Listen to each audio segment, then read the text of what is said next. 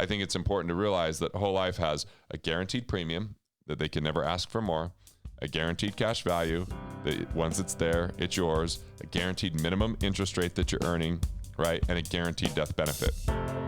Money can be complicated. Let a nerd help you. We're here to demystify the complex nature of money by getting you answers from financial nerds and whiz kids. Welcome to Ask the Money Nerds, a weekly segment of the Wealth Labs podcast where we answer your most pressing money questions. There's a lot of conversation we've had around cash flow banking. And a part of cash flow banking is cash flow insurance, which is something that a lot of these banks and institutions do to put into their reserves. They can get a better interest rate. They can get more tax advantages. And so part of the conversation is, how do you cut out the middleman and benefit that for yourself so you can get, 200, 400% better on kind of your liquid money, your safe money? Well, we have a viewer that said, well, is there a way to jumpstart that? Because one of the problems with cash flow banking or cash flow insurance is that there's a capitalization period. There's a time before you get to break even. There's costs up front, and those can be frustrating. So there are some things you can do.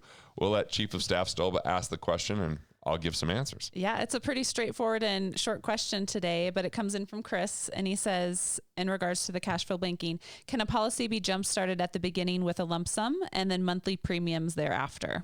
Yeah, there's something called single premium life insurance. The problem is single premium immediately does something called MECing, M-E-C, Modified Endowment Contract. Have you heard me talk about this before? I haven't heard you talk about MECing. This. We're just going to teach Stolba. I'm learning right while we along do this. with everyone. Here we go. So a MEC means that it's going to be treated more like an annuity almost. Like you put so much money in it that corridor between your cash value and your death benefit has been crossed. See, in the late 70s, E.F. Hutton kind of really created universal life. And it was a way to take advantage of really high interest rates at the time. And they wanted to put it in insurance where there was this kind of tax benefit. Well, they would stuff so much cash in there, the government was kind of like, well, we need to put some type of limit on that. And that's the modified endowment contract. So if you do a one-time premium, it's probably going to be a modified endowment contract. But you can do a lump sum up to that level.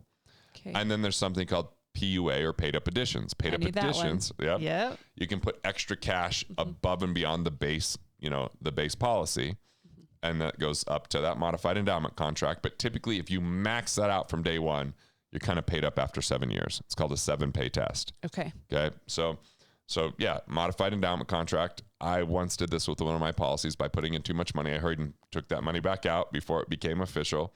And there's software that kind of looks after that. But the difference is when you put money into a cash value insurance policy, it's treated FIFO. You've first in, first out. Look at this. FIFO, first in, first out. The first dollars you put in premium are the first dollars you take out, which means there's no tax on them, right? Most things like an annuity are LIFO, last in, first out. The last dollars in are the first dollars out, and the last dollars in were the interest. So you have to pay tax by pulling that out. So FIFO is a good treatment. Modified endowment contract would now make it LIFO instead of FIFO. So you lose that advantage, right? Okay. So you want to fund it only up to that limit. When you borrow from your cash value, there's no tax on that, right? Because it's a loan from the insurance company. They let your money act as collateral. You still earn interest on that. Now, there's direct recognition or non-direct recognition. So we're getting in the weeds here for just a minute. Direct recognition is like, okay, we know that you have this loan out there, so we might change the interest rate that we pay you. So that could actually impact you and maybe even create a spread, right? Where you're paying a little bit more than you're earning. Or non-direct recognition is, oh, cool. We're going to act like nothing's going on and just keep it going the same. Yeah. I don't get too caught up on those details, but it's just important as we're looking at modified endowment contracts, we're looking at tax treatment like FIFO or LIFO, that when you're borrowing, it's against the cash value. So they're not paying taxes on that. If you don't pay it back, it's subtracted from the death benefit, which is income tax free. So these are all just the basics of how a life insurance policy works. Yeah. I personally like to overfund them. I like to set up PUA and put more that goes towards that cash value that can push the death benefit up faster in the future, and it can allow me to access cash faster with less commission. So all of a sudden I get to the break-even point a lot sooner.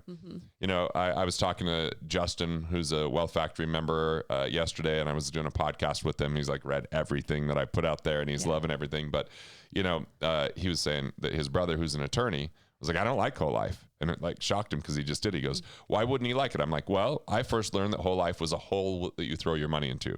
Doesn't sound like something to like, is it? Absolutely not. Not referred to that way. So I was like, but then I started looking how most of the policies are designed and the companies that design them.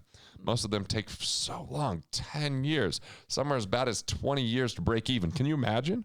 Like you're going to do better in a savings account for crying out loud.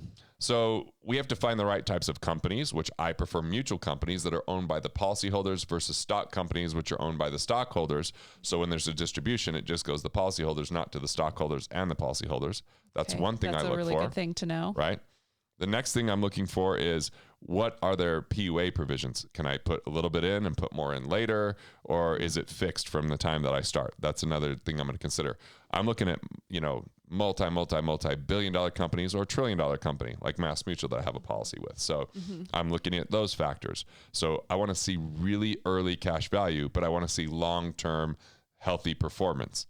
And I'm looking at kind of the mix between that. So I've got policies with Mass Mutual, with Guardian, with One America, also known as AUL, Emeritus, which I don't love them, but I have policies with them and they're old, so I just keep them. So I've got various policies, and Penn Mutual is the last company. So there's a couple dozen companies that you could do this right, but a lot of people haven't done it right. They're looking at policies from the 1950s that the death benefit didn't go up over time. So I think it's important to realize that whole life has a guaranteed premium that they can never ask for more, a guaranteed cash value that once it's there, it's yours, a guaranteed minimum interest rate that you're earning, right, and a guaranteed death benefit. There's people that have gravitated towards other policies like universal life policies or, other hybrid policies like indexed universal life being probably the most popular today, that they can change the cost of insurance. And that cost of insurance can start eating away at your cash value, or not a non-payment can negate your guarantees. So it's important to kind of see what you really have. A lot of them work the same way as far as the loan provisions, and a lot of them work the same way as far as modified endowment contracts or lump sums that you could put up front to accelerate what's going on. But hopefully this gives people a little bit bigger idea of what's happening here without confusing them. Did it all make sense to you is the question, Stolba? Well, I'm going to have to rewatch this video myself. I feel like that if someone's just starting out, I think there's a lot of terminology that you brought to the table that just even having an awareness about, they'll be able to go investigate more deeply before they have the conversations, be able to look at the contract with a little more insight and know that they're getting into, something that is a good fit for them. But it's just, don't be discouraged if this feels new and feels overwhelming. Like, rewatch the videos, listen to it multiple times. But just, I think people building up the vocabulary around financial literacy is really important, so they know what kinds of questions that they can ask when they go and they're researching these policies or trying to find the companies that they want to work with. As you were talking, one question that came to mind was when someone's looking for a company, you have A-rated companies and B-rated companies. What's really the difference in the nuance between an A rating and a B rating? Look, I'd be heavily concerned with B ratings. It's usually the kind of companies I see there are more like term shops. They're really just trying to sell the cheapest policies possible. And you look at their finances, like anything less than the A ratings, which there's multiple A ratings. You got AM Best, Standard & Poor's, Moody's, right? You've got like 4 main rating companies when it's in the insurance industry. And you might have A++ or A-, or, there's different ratings for each one. And I think when you're in the B's, it's a little bit more concerning, especially if it's cash that you're storing there as well as the death benefit. Yeah. So is any A rating considered a good move, or is there one that's better than the other? I mean, obviously if you got like the perfect ratings, but some of these companies get marks because they sell disability insurance and they might be facing more risk of claim on that, or maybe how they manage their portfolio. Maybe they have a little bit more in the stock market, which most of these general accounts don't have that much. So there's a lot of factors that go into it. Yeah. I used to understand it a lot deeper and more when I was in my 20s, and I researched this inside and out. And what I realized, especially after watching Big Short, is there's a lot of pressures on these rating agencies to give certain ratings.